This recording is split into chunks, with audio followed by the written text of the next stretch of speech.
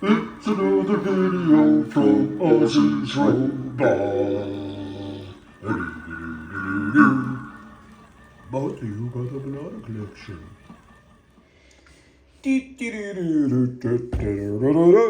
Hey everyone, welcome back, my friends, to the Toys That Never End. It's your favorite toy guy here. Still working on my lemon tea and bringing you another animal-themed toy for the day. So kick back in your nice, cozy, comfy, lazy boy stool, recliner. Maybe you're in bed, on the couch, at the coffee house, wherever the heck you're at, and grab your drink, stir it, clank it, get a snack in the other hand. Maybe it's French toast with some syrup dripping off it and some crispy bacon.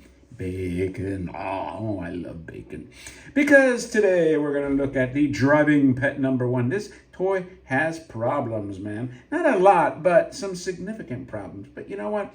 I didn't do my due diligence when I bit. Quite frankly, I'd have to go back and read the description. Because he's missing an arm. He's an amputee. What do they call him? He's a different abled. So you know what? We are very inclusive on this channel.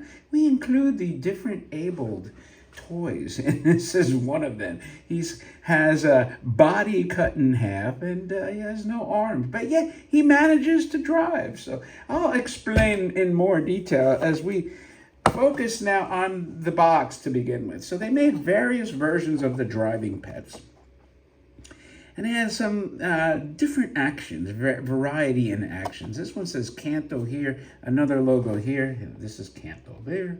This is the other logo here.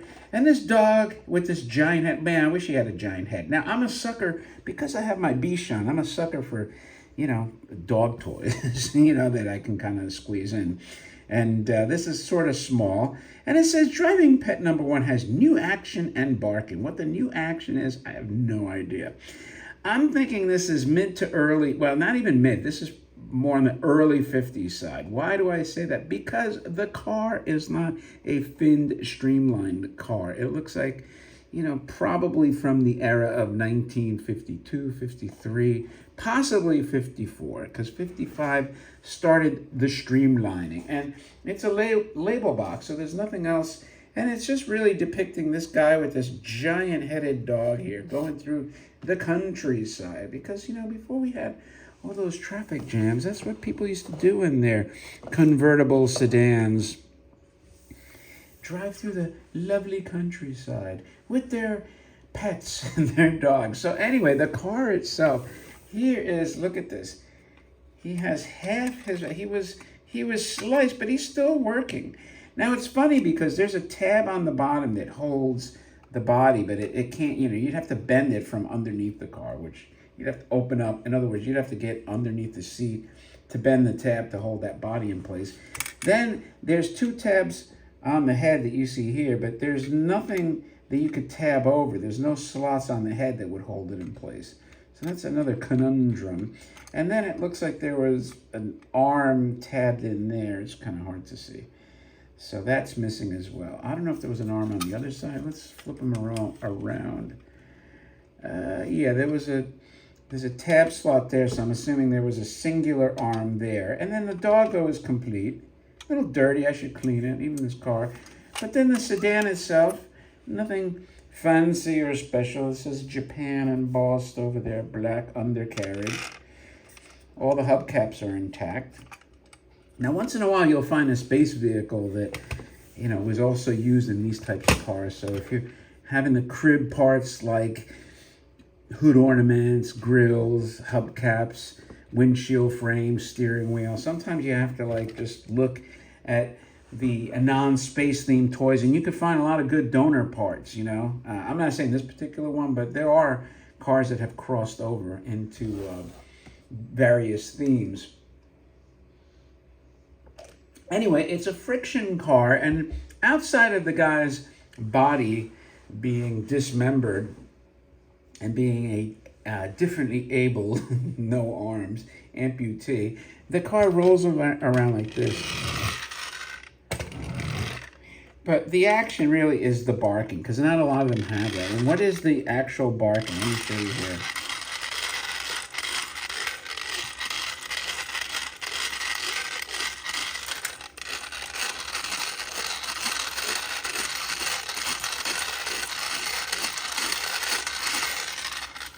He didn't do it. See if I can get him to do it.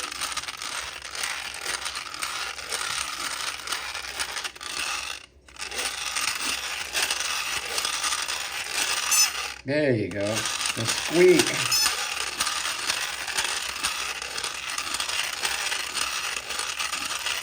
Why it took so long to squeak? Who the heck knows? So you can see the dog rocking back and forth.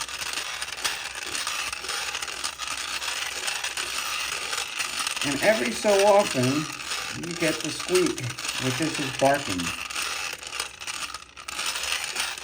If I get it one more time, man, my hand's getting tired doing this.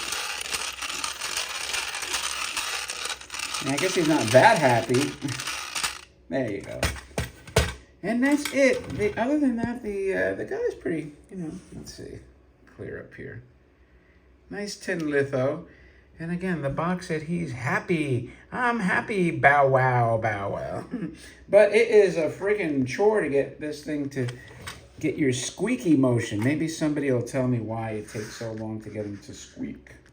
But that's your driving pet number 1. I believe I have number 2 and number 3. Some of them are different sizes, and the rocking action may or may not be included in the other variations. So that's it. Let me know what you think. I guess now I'm going to have to be on the hunt for a donor and figure out how to get this body to stay together. They actually had glue inside here, if you could believe it. And the reason why it doesn't work is because your glue is limited to the thin outline of the tin. So that's just kind of like a non-starter. To me, you just as well put it together as best you can like that and leave it be. There's no sense in trying to glue it or tape it. So with that, thanks as always, my friend, for joining me on another adventure, animal adventure this time, with the driving pet number 1 by Kanto. If you liked the video, please thumb it up. If not, I appreciate your time just the same. Thanks again as always, and I will talk to you later.